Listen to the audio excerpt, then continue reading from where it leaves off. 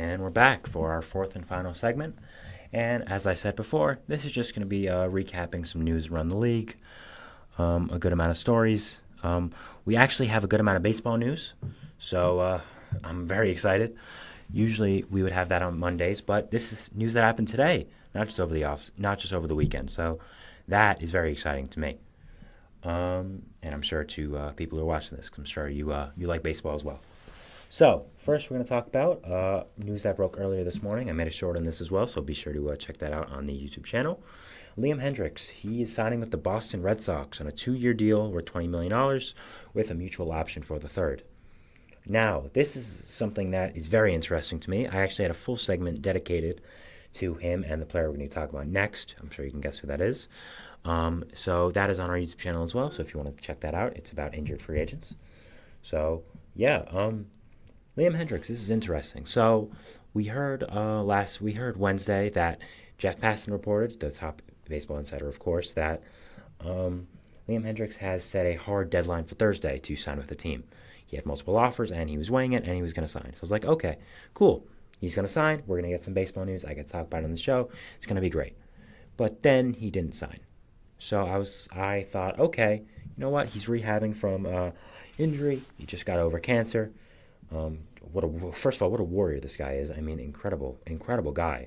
Just he had cancer, beat that, and then had Tommy John. Just horrible circumstances for him. But the fact that he's fighting back and going to play baseball soon, by next year, is just incredible to me. So good for him.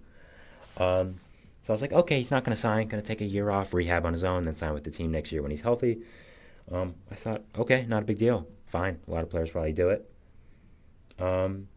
But he instead is signing with the Red Sox. So this is very interesting. The team fit as well is really interesting. Obviously, the Red Sox, I didn't think would be in a market kind of like Hendricks. They actually have a pretty good bullpen. You have guys like Chris Martin, who are at the top end of that. Kenley Jansen, of course, who we thought was going to be traded, but probably is not going to be now with how late we are in the offseason. Spring training game starting in 5 days. And his injury as well, which probably affects it to add on. So, yeah, I think this is an interesting fit for him. I think it's a good fit, though. They rehabbing with the Red Sox, comes back next year, becomes their closer immediately. Jansen, I would be shocked if he's re-signed with the Red Sox. Kind of shocked if he would be on the team at that point. He's probably a major trade candidate for the deadline. So he becomes their closer. Hopefully can bounce back. I think he can. If anyone can, it's him. Bring some juice to that pen. Brings, he was one of the better closers in baseball when healthy. So Red Sox are betting on the potential here. When he does come back, I assume you're going to be paying him $10 million. Or I'm not sure if the contract's structured a different way. I don't believe that's come out yet. Maybe he's getting paid less this year, more next year. Definitely possible. But you get a great arm for the back of your bullpen. A guy you can really count on to close games, get in that ninth inning. And you'll probably be better next year. So you have a piece to add for next year ready. So I like the fit for Hendricks. I like the fit for the Red Sox as well. I thought it was interesting. I didn't think he would all sign with the Red Sox. I kind of thought the Dodgers, even after some cold water was put on that by Robert Murray, an insider. But I still thought they made a lot of sense. But going to the Red Sox, again, a big market team. So good for him. Good for Red Sox fans finally signing someone. Of course, the signing isn't going to affect them this year, but it's still a good signing. So give the Red Sox credit for that. Next, we're going to talk about another injured free agent who is going to be out probably all of the year, and that is Brandon Woodruff. So both Brandon Woodruff and Liam Hendriks, who are in the same boat, signed this morning. And Brandon Woodruff went back to his old team, Milwaukee. Obviously, we know what happened with Brandon Woodruff. If you don't, he was non-tendered. He got injured in the offseason at the end of the year, both kind of. And he had surgery, and he was going to be out for most of the year. Probably the earliest he would come back is late August, early September, or, we don't even know if he's going to pitch we don't even know if he's going to pitch next year. So, yeah. So I think it was a good fit for him to go back to Milwaukee. I think going back to a place you're comfortable in when rehabbing injury definitely makes a lot of sense for you. I was hoping, I thought it seemed like the Mets made a lot of sense for him. David Stearns being in there, knowing him very well.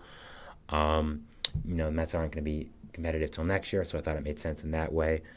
But yeah, I thought that made sense. But going back to Milwaukee again, I think it's a good fit for Brandon. Getting to a place you're comfortable in, rehabbing there, makes all the sense in the world. We didn't really have many rumors about him, so good for his camp for keeping it quiet, I guess.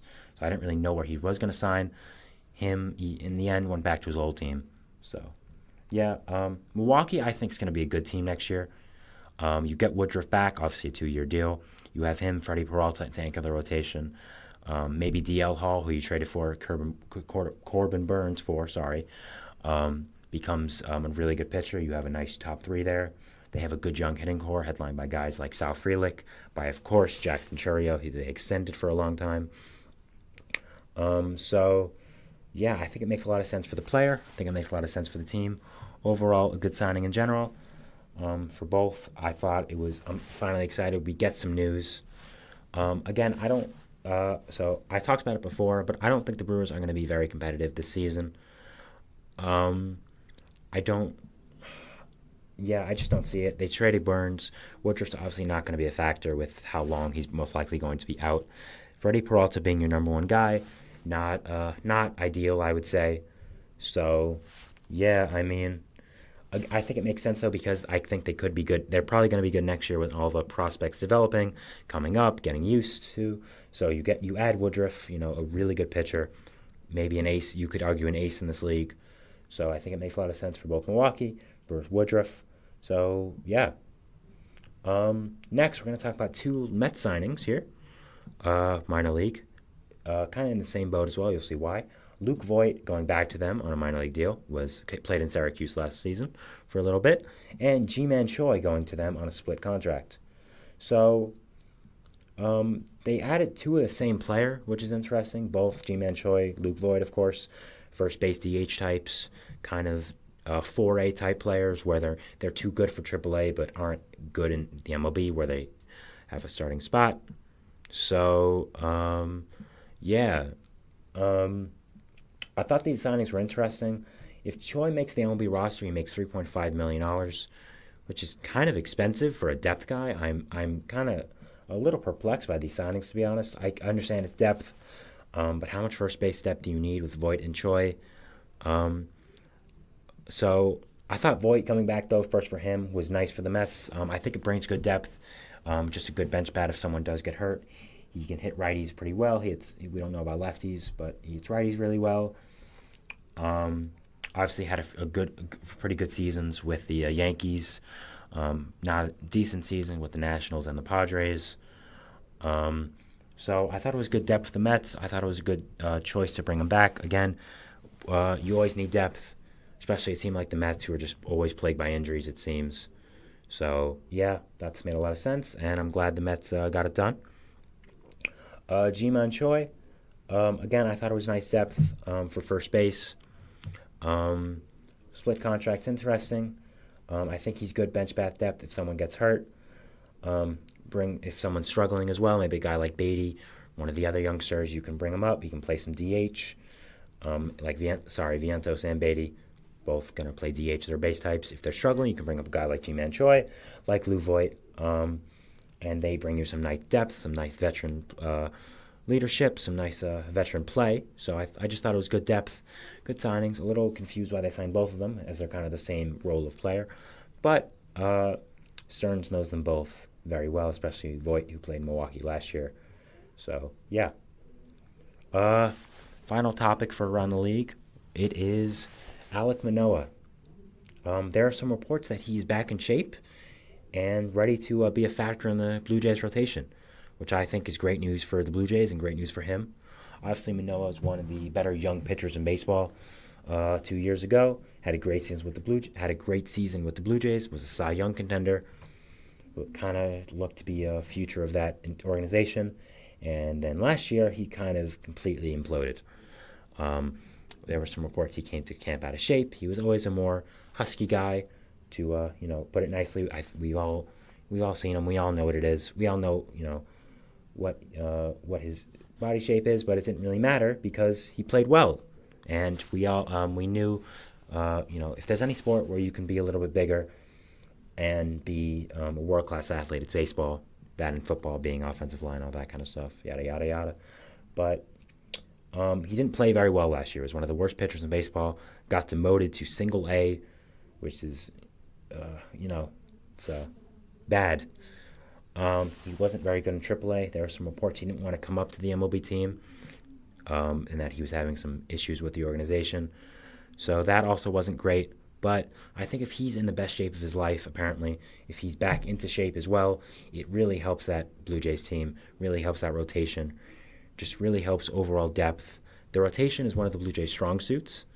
So I don't know where he would factor in, but always having that option would be great. Fighting for a spot, probably the 5 spot there.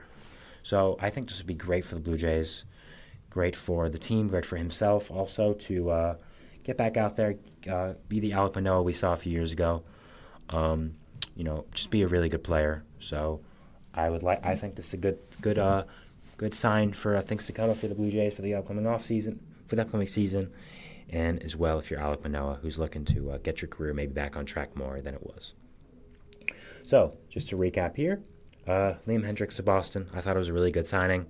I liked it a lot. I thought it was a good fit for the player, the team. Really hoping Hendriks does well. Again, one of the more likable guys in the sport. He's had to overcome a lot, so I really, really want to make sure. I really want to see him succeed and really want to have him find a home in Boston. Brandon Woodruff back to Milwaukee. Good fit for the player. Good fit for the team. Good player. I thought a lot more teams should have been interested in. But in the end, he goes back to the team he was on last year. So good for the Brewers for spending some money. They spent some money this offseason. They traded their best player, but they signed Rhys Hoskins. They signed Woodruff. So good for them for spending money and maybe trying to be different than the past. G-Man Choi, Luke Voigt, good depth signings for the Mets. Thought it made some sense. Good to bring them back. So good signings. Make some sense.